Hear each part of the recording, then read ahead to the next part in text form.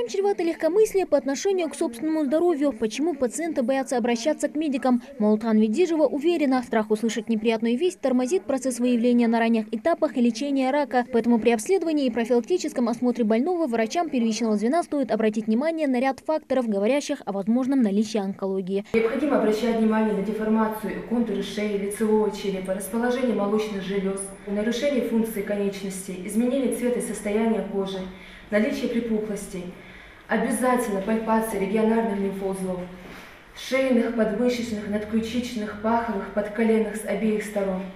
Также обязательно пальпация брюшной полости, а именно печени. Продолжая тему конференции, Бекхан Исаев рассказывает о раке легких. Поражение именно этого органа – одна из главных причин смертности и встречается по статистике у каждого 14-го человека. Причем страдают онкологией чаще всего именно пожилые люди. Причины рака легкого – это прежде всего у мужчин курение, также может быть наследственность, предрасполагающим фактором окружающая среда,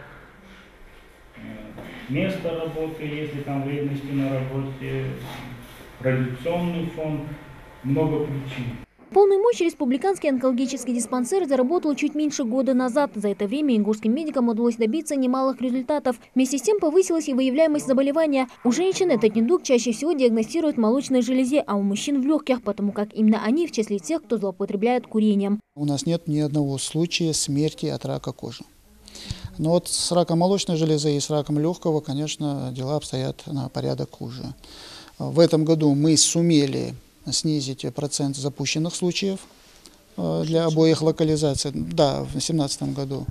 Но все-таки процент 4-й стадии и для рака молочной железы, и для рака легкого продолжает оставаться высоким. Самое главное в лечении рака – выявить заболевание на ранней стадии его развития. Эта роль в борьбе с онкологией отведена медикам, входящим в так называемую общую лечебную сеть. Именно поэтому в конференции принимают участие и врачи из других медицинских учреждений республики – терапевты, рентгенологи, эндокринологи, хирурги и онкологи. Каждый из них вносит весомый вклад в лечение этого недуга, а потому и это мероприятие для них – возможность обменяться опытом с коллегами из онкологического диспансера. Пациенты, проводящие химиотерапию, тщательно должны обследоваться и наблюдаться, если у них тяжесть состояния позволяет нахождению отделения реанимации.